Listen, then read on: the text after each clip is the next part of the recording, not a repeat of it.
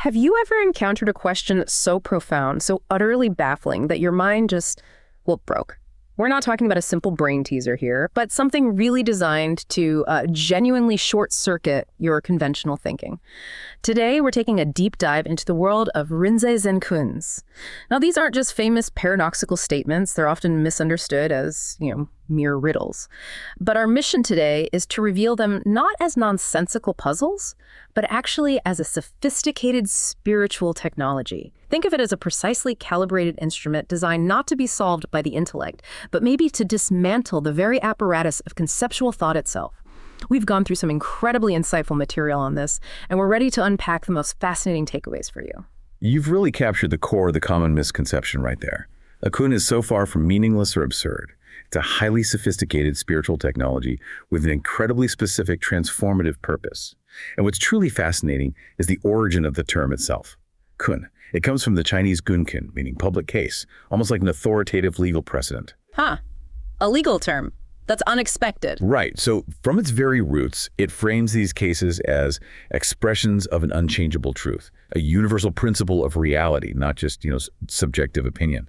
The central aim, really, of Chuan practice is to systematically exhaust the analytical intellect and the egoistic will, too, pushing the mind to its absolute limit to precipitate a profound cognitive and existential crisis. That's a powerful beginning. So if there are these universal truths, how did such precise tools come to be? Let's unpack their journey a bit. It all started with something far more spontaneous, didn't it? Way back. Oh, absolutely.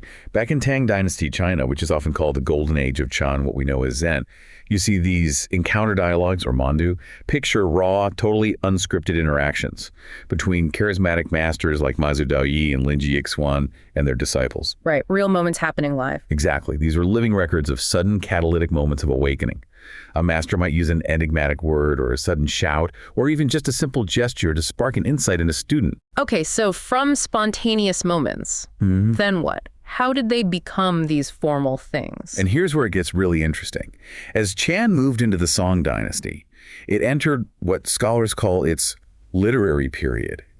These vibrant, spontaneous dialogues, these records of awakening were then compiled, edited, commented upon, and they transformed into the formal gungan genre. This is how we get key anthologies like the Blue Cliff Record and the Gateless Gate. So they wrote them down, organized them, but doesn't that create a kind of paradox? Exactly. That's the profound question, isn't it? How does a tradition that claims a special transmission outside the scriptures, not relying on words or letters, end up creating its own vast body of literature? Yeah, that seems contradictory. It does. The radical insight here is that the very act of codifying wisdom, while it preserves it, also carried this inherent risk. The risk of turning living experience into dead dogma, devolving into mere intellectual exercise. Okay, so who stepped in to address this danger? Because that sounds like it could really stifle the original living intent. That's where Master Dahui Zango comes in, a really pivotal figure. He saw this potential for the practice to become overly academic, too intellectual. So much so that he actually burned the woodblocks of the esteemed Blue Cliff Record. Wow, he burned the Blue Cliff Record. That's intense. It shows how seriously he took the danger. His innovation was kanwachan, or observing the phrase Zen. So instead of contemplating the entire Koan story, he instructed students to focus intensely on just one single non-rational point, the huatu, or word head. Like a keyword. Kind of. For example, in Jushu's famous koan about a dog's Buddha nature, the huatu is simply mu, just that one syllable. This intense, single-pointed focus, he believed, naturally leads to daigi, or great doubt, a profound state of existential perplexity and tension. He thought this ball of doubt, if held intensely enough, would eventually just shatter, leading to sudden enlightenment. That's a fascinating evolution. From these raw encounters to a codified literary form, and then to this precisely targeted, almost weaponized phrase. And this unique practice then made its way to Japan, right? Misshin Sai established Rinzai Zen there in 1191. So we've seen the kani evolve. But the real question for us, for you, the listener, is how does someone actually work with one of these things? Imagine you're a student embarking on this path. What does the practice actually look like day to day? Well, the absolute foundation and really the main arena for cushion work is Zazen, seated meditation. This is crucial for cultivating the deep stability, the stillness, and the concentrated energy, what's called samadhi, that you absolutely need to engage with the profound challenge a koan presents. Okay, so you're sitting your posture's set, breath steady. But you're not just thinking about the kun at this point, are you? That sounds way too easy for something designed to break the intellect. You're absolutely right. No, you're not thinking about the yin in any analytical or discursive way. That would just engage the very faculty the practice aims to transcend. Instead, the goal is for the practitioner to become one with the kun. You might repeat the huatu internally, or hold its feeling in your hara, your center, or simply let it completely absorb your mind. The idea is for that dualistic separation between you, the meditator, and the kun to just dissolve. So the kun isn't an object to be solved. Exactly. It's a tool to absorb the mind until only the kun itself remains, utterly consuming your inner space. This sounds incredibly demanding and deeply personal. Is it a path one can walk alone, or is a guide absolutely essential here? A guide, the Zen master or roshi, is not just essential, they are absolutely crucial. Self-study in this tradition. Well, it's considered insufficient at best, and frankly, spiritually perilous at worst. Why perilous? Because the ego is so clever. It can so easily deceive itself, make you think you've understood when you haven't really had the direct experience. The roshi acts as guide, catalyst, and ultimately the authenticator. They assign the koan, often a breakthrough koan-like move for beginners, usually tailored to challenge the student's particular delusions. Then, during the private interview, the roshi relentlessly frustrates the student's ego and intellectual mind. They reject any and all conceptual answers. That sounds tough. It is tough. Yeah. But it isn't unkindness. It's actually a compassionate strategy to intensify that great doubt. And finally, the roshi is the ultimate authenticator of genuine insight. They can recognize the nonverbal experience because they've walked that same path themselves. Okay, so this brings us to the Dokusan or sensen, that private face-to-face interview with the master. This is where it gets really interesting for the student, right? It's highly ritualized, I understand. A gong sounds, there are bows, prostrations.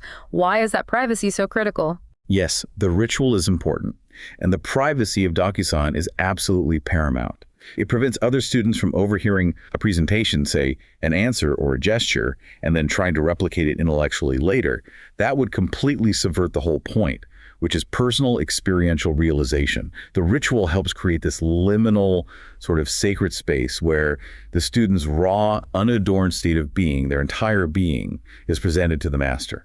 And the answer isn't usually spoken, is it? You mentioned transcending words. Exactly. This is often called Dharma combat because the insight itself transcends language. It's frequently expressed through nonverbal means. It could be a sudden shout, maybe a specific gesture, some physical action, or even just a profound silence.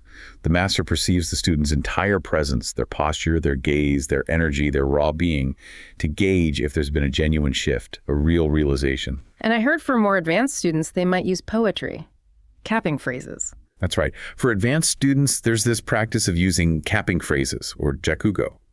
They search through classical Chinese poetry to find the perfect, succinct line that expresses their specific insight into the kun they're working on. It's another layer of deepening the understanding. But this intense work, focusing on the kun, becoming one with it, it's not just confined to the meditation cushion or the interview room, is it? Is the student expected to carry this kun into every moment of daily life? That's precisely the instruction. Yeah. Yes.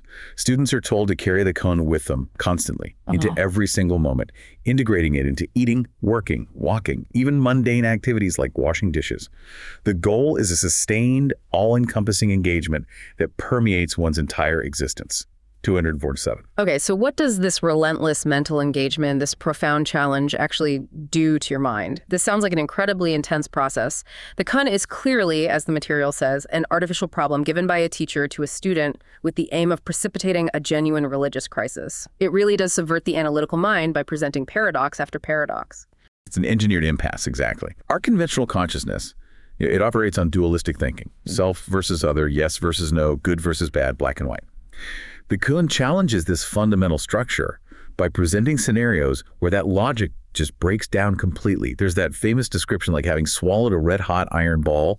You try to vomit it out, but you can't. Your mind is utterly trapped. Your usual conceptual frameworks are rendered totally useless. That's quite an image, that red-hot iron ball. So this sustained frustration, this mental gridlock, it leads to what you called great doubt. But what does that actually feel like? Yes, Degi. And it's crucial to understand this isn't ordinary skepticism, the kind where you doubt a fact or a news report.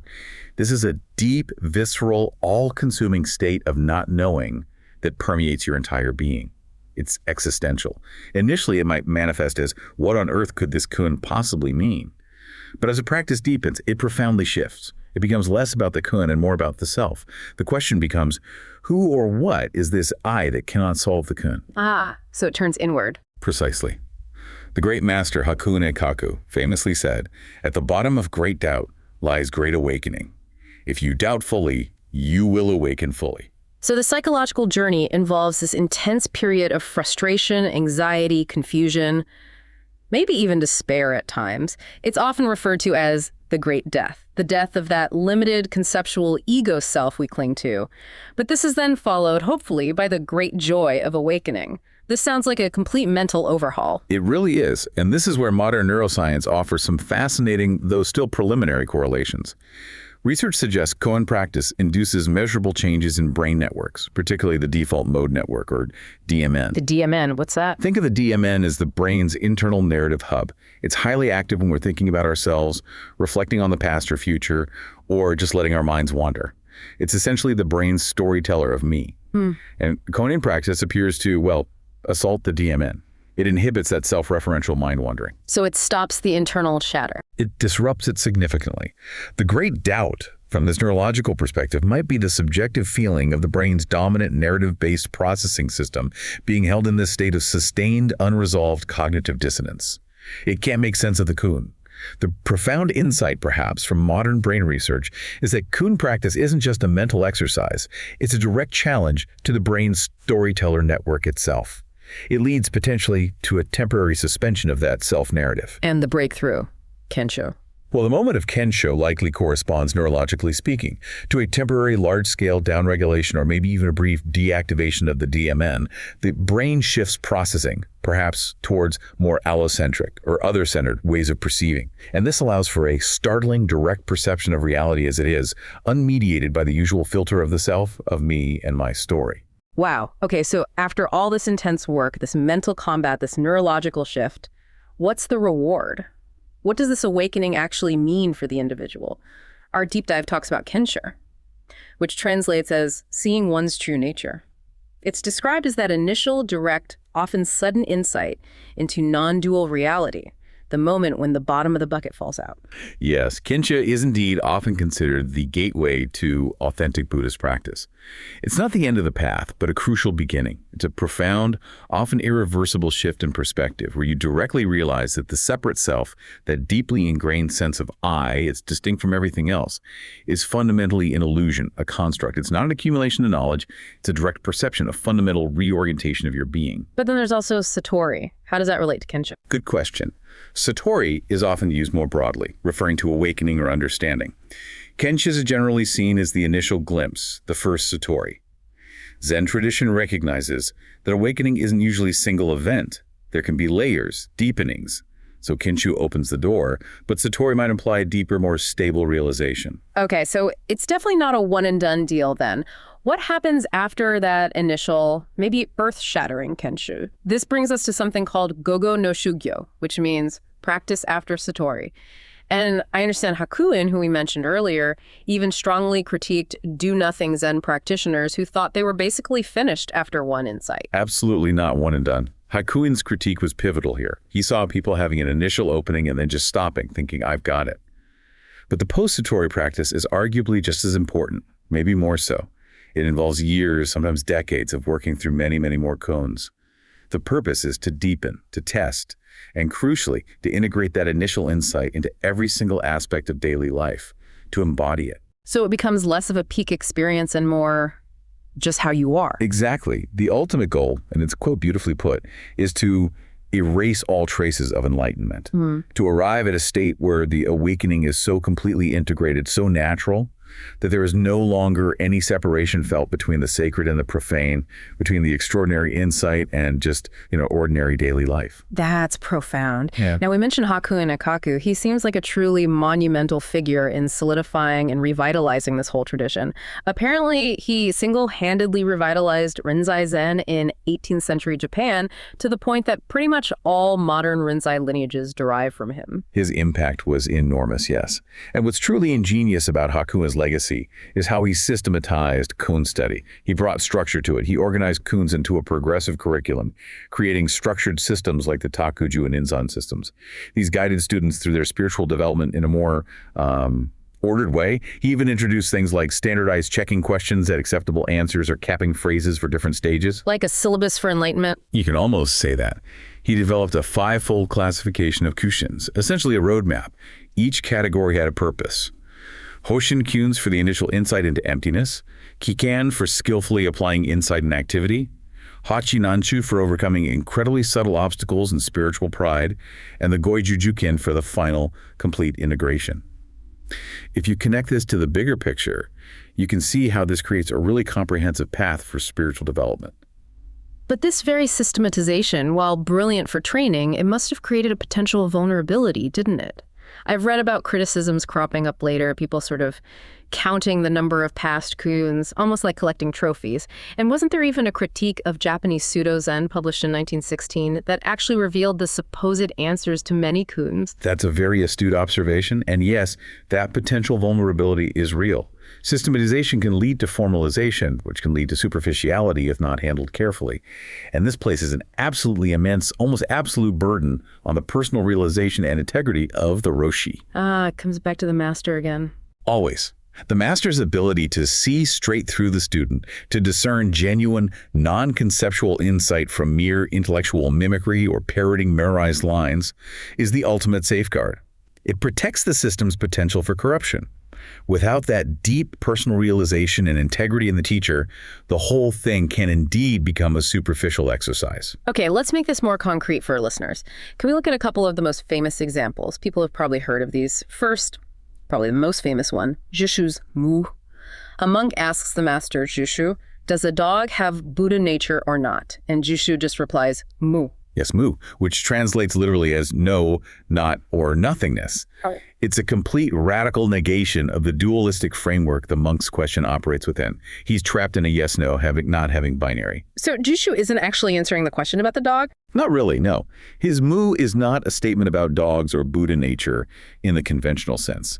It's a direct blow to the question itself. It's like an invitation to unask the question, to step back and realize the reality that exists prior to such distinctions. As a Huatu, the single word mu becomes this tool of pure deconstruction. It's meant to be held so intensely that it obliterates the conceptual faculty and opens up a space of pure, undifferentiated awareness. Okay. Powerful stuff. And then there's another classic created by Hakuin himself, Hakuin's sound of one hand, he asks. 2 hands clap and there is a sound. What is the sound of one hand? This one always just baffled me. It's designed to baffle the intellect. The sound of one hand is what we might call a relational inquiry. 2 hands clapping is a clear metaphor for the phenomenal world, the world of duality, where things interact, cause and effect operate. Sound is produced through relationship. The kun asks you to find the sound of the one hand.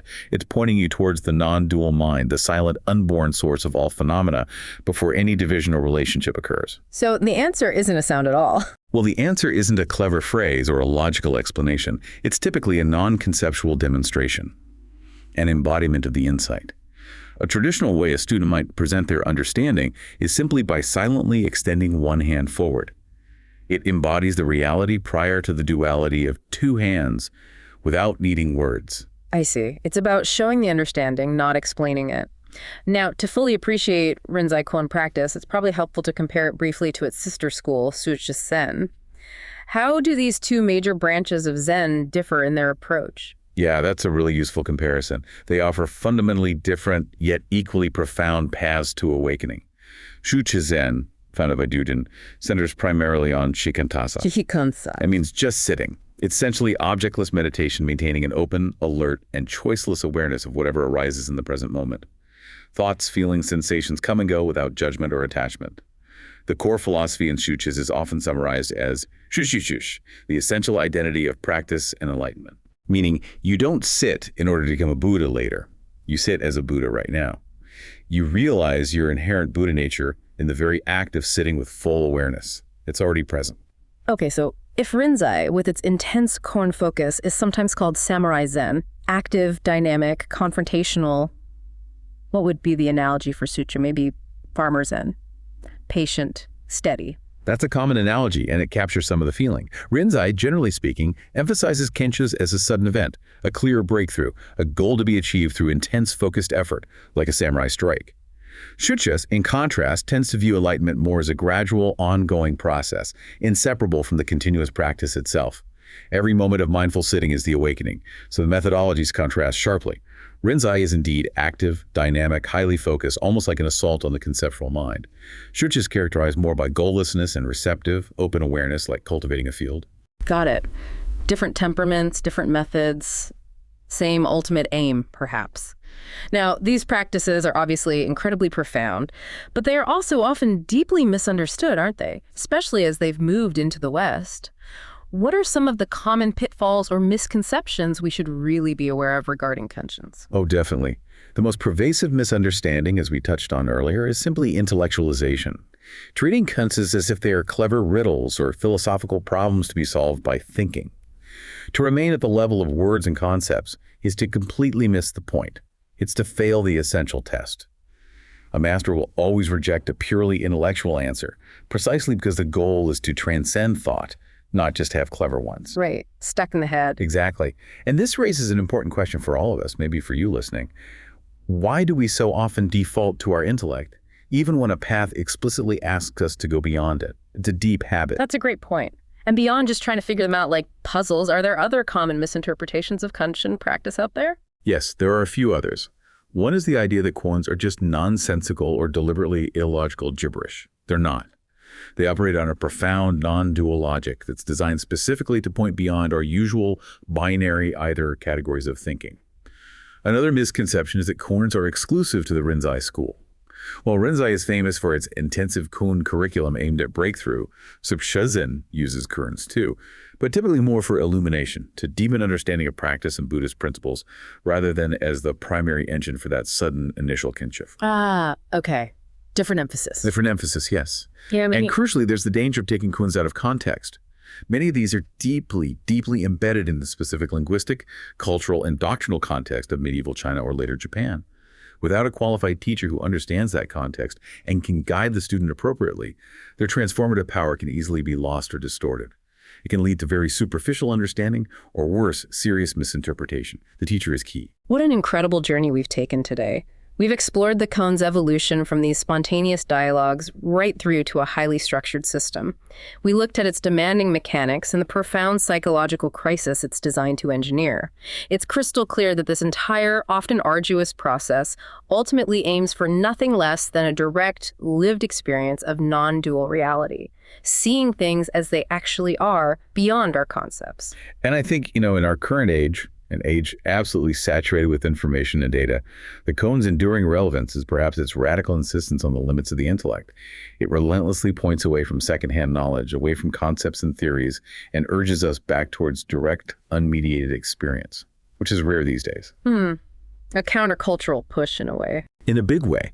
And maybe this raises an important final question for you, the listener, to ponder. In your own life, how often do you truly abandon the need for an intellectual answer, for everything to be neatly explained and categorized? How often do you allow yourself to simply experience the question, the uncertainty, the not knowing? Because the kōan ultimately doesn't provide an answer. It is, and it always has been, a living question. You could say it's the very question that life itself poses to each of us. The practice is nothing other than learning how to live that question fully, without reservation, and crucially, without the constant nagging need for an answer. A powerful place to leave it. Thank you so much for joining us on this deep dive into the fascinating, often baffling, and ultimately maybe liberating world of Rinzai Zen koans. It truly is a journey designed to shatter the conceptual mind and open up a different way of seeing. Thanks for listening.